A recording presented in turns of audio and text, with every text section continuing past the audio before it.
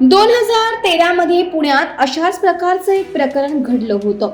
आता 2025 मध्ये वसईतील एका हॉटेलमध्ये एका भोंदू बाबाने महिलेचं लैंगिक शोषण आणि बलात्कार केल्याची घटना समोर आली. या प्रकरणी आंबडी पोलीस ठाण्यात गुन्हा दाखल करण्यात आलाय. 2013 मध्ये डॉक्टर नरेंद्र दाभोलकर यांच्या बलिदानानंतर हा कायदा अस्तित्वात आला. मात्र गेल्या 12 वर्षात या कायद्याची नियमावली स्पष्ट केली नाही. प्रत्येक पोलीस ठाण्यात अंधश्रद्धा निर्मूलन कक्ष स्थापन करावा आणि वरिष्ठ पोलीस निरीक्षकांनी अशा प्रकरणाची चौकशी करून पीडितांना न्याय द्यावा. गुन्हा दाखल झाल्यानंतर संबंधित बाबा फरार झालाय. तो निर्दोष असता तर पळाला नसता, असं ढोलक यांचं मत आहे. पोलिसांनी त्याला लवकरात लवकर शोधून काढावे. अशा प्रकारे कुणाची फसवणूक होत असेल तर त्यांनी समितीशी किंवा पोलीस ठाण्यातील अंधश्रद्धा निर्मूलन कक्षाशी संपर्क साधावा. नमस्कार साथी, मी संदेश ढोलक, अंधश्रद्धा निर्मूलन समिती पालघर जिल्हा प्रधान सचिव व विविध उपक्रम सहकार्य व महाराष्ट्र राज्य अंधश्रद्धा निर्मूलन समिती. आज आपल्याकडे 2 दिवसापूर्वी अशोक थरासारखीच केस घडलेली आहे. 2023 मध्ये पुण्यामध्ये गुन्हा दाखल झालेला आहे आणि 2025 मध्ये वसईमध्ये एका हॉटेलमध्ये खराबप्रमाणेच महिलाला लैंगिक शोषण करून तिच्यावरती बलात्कार झालेला आहे आणि ती केस 2 दिवसापूर्वी आपल्या अंबाडी पोलीस स्टेशनला गुन्हा दाखल झालेला आहे. ॲक्च्युली 2013ला अंधश्रद्धा निर्मूलन समितीचा हा कायदा झाला, त्यासाठी नरेंद्र दाभोलकर शहीद झाले. पण गेल्या 12 वर्षामध्ये या कायद्याला नियमावली तयार करा म्हणून सतत अंधश्रद्धा निर्मूलन समितीचे कार्यकर्ते पोलिसांशी सरकारशी संपर्क करतात, पण त्याच्याकडून आम्हाला काहीच उत्तर देत नाही. एक शोकांतिका आहे.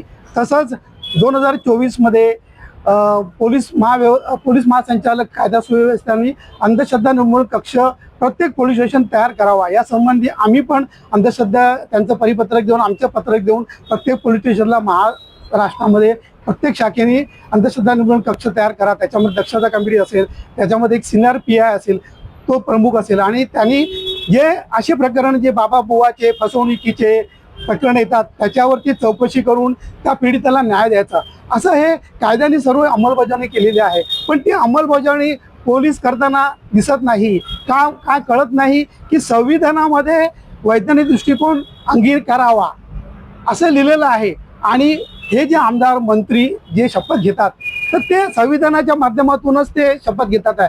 पण त्याची ती संविधानाची जी अंमलबजावणी झाली पाहिजे, वैज्ञानिक दृष्टिकोन स्वीकारला पाहिजे, त्याप्रमाणे ते वागताना दिसत नाही आणि ते भोंदू बाबाच्या नादी लागलेले आहेत. आज सकाळी 1 तास पूर्वी फरार व्हायच्या बाबाने 1 तास पूर्वी पोस्ट केली आहे का मी निर्दोष आहे आणि सत्याचं विजयावर असं पोस्ट करून केली, तो फरार झाला. त्याच्या कारण तो निर्दोष जर आहे तर त्यांनी फरार व्हायची गरज नाही. त्यांनी पोलिसांना सहकार्य करायला पाहिजे आणि जी खरी जी माहिती आहे तर त्यांनी ती उघड करायला पाहिजे ना.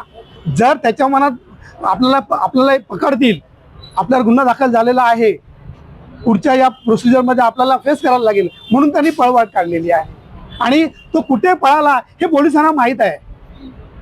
आज ना उद्या पोलिसांना त्यांना हे हुडकून काढायला लागेल आहे आणि अंधश्रद्धा निर्मूलन समिती, पत्रकार आपण सर्व मिळून याच्या मागे लागू आणि पोलिसांवर दबाव ठेवून हे प्रकरण मार्गी लागण्याचा प्रयत्न करू. आज जो गुन्हा दाखल झाला त्याच दिवशी अगर पोलिसांनी त्यांना अटक केली असती तर आज बाबा फरार झाला असता. त्यावर आता काय याच्यामध्ये की काही राजकीय लोकांची पण दबाव पोलिसांवर येतात आहे. पोलीस सक्षम आहे, पोलिसांनी ठरवलं तर काही गोष्ट होऊ शकते. जसं आज अशोक खरातचं प्रकरण आपण लावून धरलेलं आहे त्याप्रमाणे ही तर वसईमध्ये छोटी गोष्ट आहे एक. पण ही जर यांनी पकडली पोलिसांनी प्रामाणिकपणे तर त्या बाबाने अजून किती लोकांना फसवणूक केलेली आहे. आम्ही तर आव्हान केलेलं आहे अंधश्रद्धा निर्मूलन समितीने पत्रक देऊन.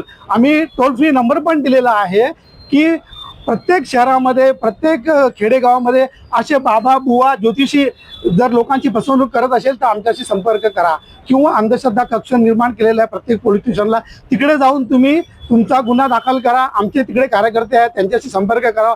आम्ही तुमच्या पाठीशी नक्की राहू.